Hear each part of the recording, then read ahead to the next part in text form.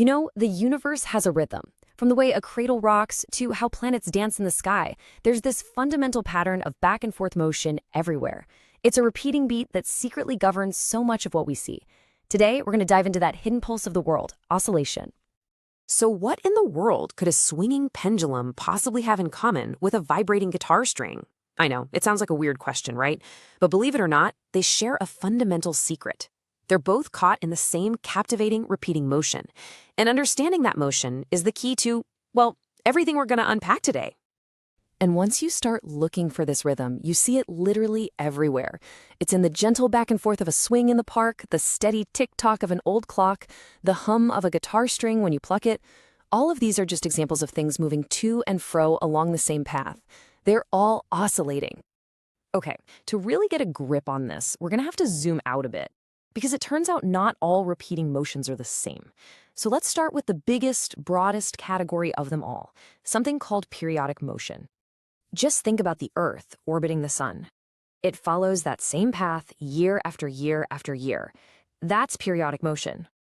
The only rule is that it has to repeat itself after a definite, set interval of time.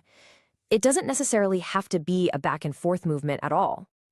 And this is where that key distinction comes in. All that oscillatory motion, that back and forth stuff, is actually a special kind of periodic motion. So a swinging pendulum, it's both periodic and oscillatory. But the Earth's orbit is only periodic. So here's the big takeaway. All oscillations are periodic, but not all periodic motions are oscillations. Think of it like this. All squares are rectangles, but not all rectangles are squares. Same idea. All right, now that we've got the big picture, let's narrow our focus way down. We're going to drill down to the purest, most fundamental type of oscillation that exists. And honestly, this is where the physics gets really beautiful. It's called simple harmonic motion, or SHM for short.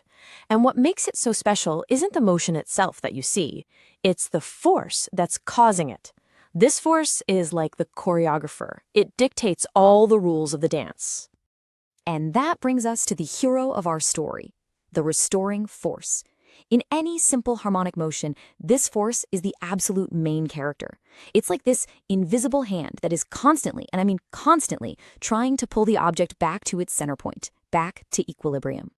Now, this force is incredibly predictable. It's not random in the slightest. It follows two simple, unwavering rules. And if you can understand these two rules, you basically understand the entire essence of simple harmonic motion. So here they are. Rule number 1, the force is always directed back toward the center. Always. If you pull a spring to the right, the force pulls it to the left. Period.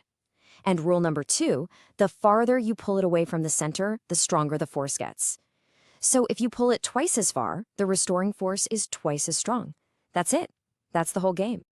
And of course, physics captures this whole idea in one beautifully simple equation. F is the restoring force, X is how far you've stretched it from the center, and K is just a number that tells you how stiff the spring is. But that little negative sign, that minus sign, is the most important part of the whole thing. It's what tells us the force always opposes the displacement. It's always trying to restore balance.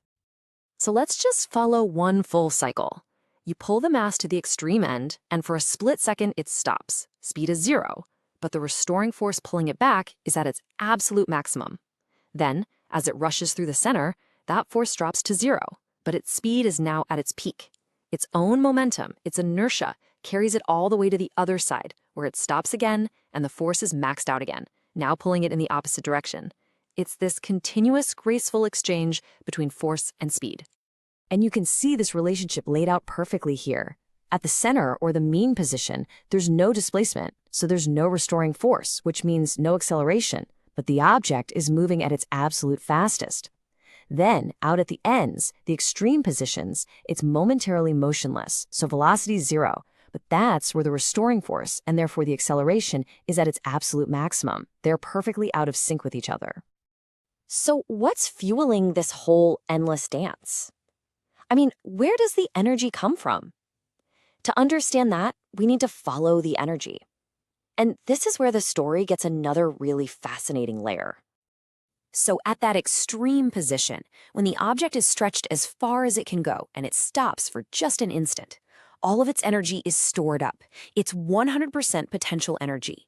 Just think of it like a drawn bowstring, just waiting to be released.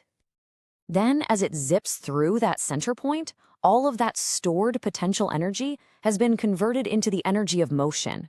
It's now 100% kinetic energy.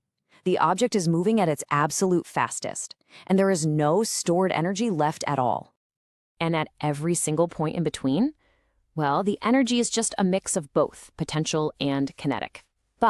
And as our source material points out, this is the crucial part. The total amount of energy never changes. It just transforms from one form to another and back again. It's perfectly conserved. Okay, so this perfect model of simple harmonic motion is fantastic, but how does it connect to the messy real world that we all live in? Let's zoom back out and see how this all applies. The classic pendulum is probably the best real-world approximation we have, but there is a catch. It only truly behaves like perfect simple harmonic motion when the swings are very small. The moment those swings get larger, the simple rules we've been talking about start to bend just a little bit. This brings us to another really powerful idea called resonance. Think about pushing someone on a swing. You just instinctively learn to push at just the right moment in the cycle to make them go higher and higher, right? Well, you're matching the swing's natural frequency of oscillation. That is resonance. It's how you can get a huge effect from a series of small, perfectly timed pushes. It's the very same principle that allows a musical instrument to produce a loud, clear note. So, when you step back, we've seen this simple harmonic rhythm in everything from clocks and music all the way down to the very vibrations of atoms. It really is everywhere. Which leaves us with a final, fascinating question. What other deep secrets of the universe are governed by this exact same fundamental beat? Where else is this hidden pulse of the universe just waiting for us to find it?